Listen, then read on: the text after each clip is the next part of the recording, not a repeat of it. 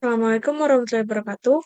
Perkenalkan nama saya Ketut Priamayanti dengan NIM 236500075. Di sini saya akan melanjutkan review materi pertemuan ke-7 dengan judul Keabsahan alat bukti elektronik dalam persidangan.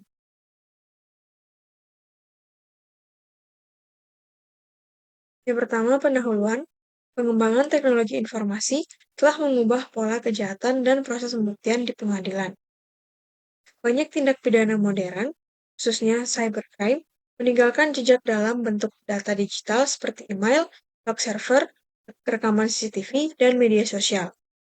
Namun, dalam sistem hukum, keberadaan bukti saja tidak cukup. Bukti tersebut harus memenuhi syarat keabsahan hukum agar dapat diterima dan dipertimbangkan oleh hakim. Oleh karena itu, materi materi ini membahas bagaimana alat bukti elektronik dinilai sah dari sisi hukum, teknis, dan prosedural dalam persidangan. Selanjutnya, sistem elektronik yang memenuhi syarat. Menurut pasal 15 dan 16 UU ITE, alat bukti elektronik hanya dapat dinilai sah apabila berasal dari sistem elektronik yang andal, aman, dan dapat dipertanggungjawabkan. Sistem tersebut harus mampu menjamin ketersediaan, keutuhan, keautentikan, serta kerahasiaan data. Apabila sistem elektronik memenuhi ketentuan ini, maka bukti elektronik yang dihasilkan, baik dalam bentuk asli maupun hasil cetak, memiliki kekuatan pembuktian yang sama. Hal ini menunjukkan bahwa hukum tidak hanya menilai isi bukti, tetapi juga menilai kualitas sistem yang menghasilkan bukti tersebut. Selanjutnya, persyaratan formil alat bukti. Dalam pasal 5 ayat 4 UU ITE, memberikan batasan terhadap penggunaan alat bukti elektronik. Tidak semua informasi atau dokumen elektronik dapat dijadikan alat bukti yang sah. Dokumen yang menurut undang-undang wajib dibuat dalam bentuk tertulis atau harus berupa akta notaris dan akta pejabat tidak dapat digantikan oleh dokumen elektronik. Ketentuan ini bertujuan menjaga kepastian hukum dan keaslian dokumen-dokumen yang memiliki konsekuensi hukum tinggi. Selanjutnya, penggeledahan dan penyitaan sistem. Dalam pasal 43 UU ITE mengatur secara ketat proses penggeledahan dan penyitaan sistem elektronik. Setiap tindakan penggeledahan atau penyitaan harus memperoleh izin dari Ketua Pengadilan Negeri. Selain itu, pelaksanaannya tidak boleh mengganggu kepentingan pelayanan umum. Ketentuan ini mencerminkan prinsip keseimbangan antara kebutuhan penegakan hukum dan perlindungan hak privasi masyarakat. Jika prosedur ini dilanggar, maka alat bukti elektronik berpotensi dinyatakan tidak sah meskipun isinya relevan. Selanjutnya, bentuk asli dan hasil cetak alat bukti.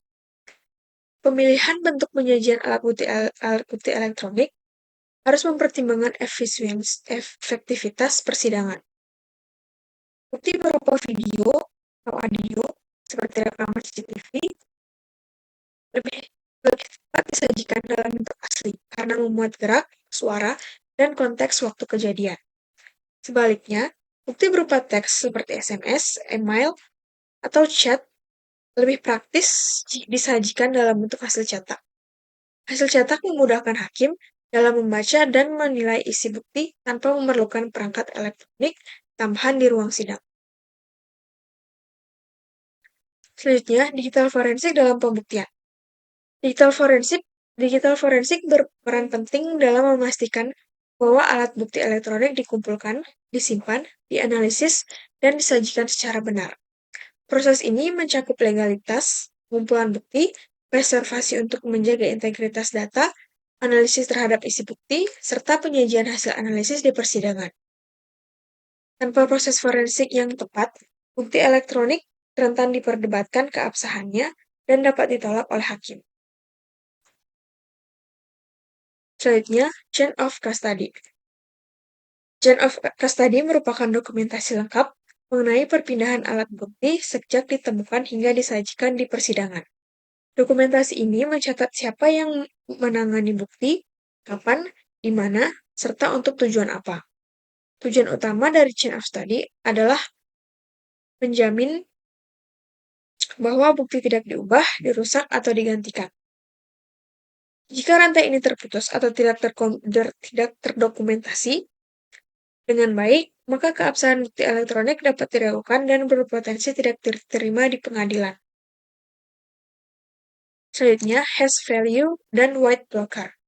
Hash value berfungsi sebagai sidik jari digital yang menjamin integritas data. Setiap perubahan sekecil apapun pada data akan menghasilkan nilai hash yang berbeda. White blocker digunakan untuk mencegah perubahan data saat proses pengambilan bukti dari media penyimpanan. Kedua alat ini merupakan elemen penting dalam digital forensik karena membantu membuktikan bahwa data yang dianalisis dan disajikan di persidangan adalah data yang sama dengan yang ditemukan di awal penyelidikan. Kesimpulannya, keabsahan alat bukti elektronik tidak hanya ditentukan oleh isi bukti, tetapi juga oleh pemenuhan syarat hukum, proses pengumpulan, serta teknik forensik yang digunakan. Digital forensik dan chain of study merupakan faktor kunci dalam menjaga integritas dan kepercayaan terhadap alat bukti elektronik. Penyajian bukti digital di persidangan harus disesuaikan dengan audiens, khususnya hakim non-teknis, agar fakta hukum dapat dipahami dengan jelas dan objektif. Keabsahan alat bukti elektronik tidak hanya ditentukan oleh isi bukti, tetapi juga pemenuhan syarat hukum, prosedur pengumpulan, serta teknik forensik yang digunakan. Digital forensik dan chain of custody merupakan faktor kunci dalam menjaga integritas dan kepercayaan terhadap bukti elektronik. Penyajian bukti digital di persidangan harus disesuaikan dengan audiens, khususnya hakim non-teknis, agar fakta hukum dapat dipahami dengan jelas dan objektif. Demikian hasil penjelasan saya dari materi 7. Atas kesalahan dan kekurangan, saya mohon maaf. Ucapkan terima kasih. Wassalamualaikum warahmatullahi wabarakatuh.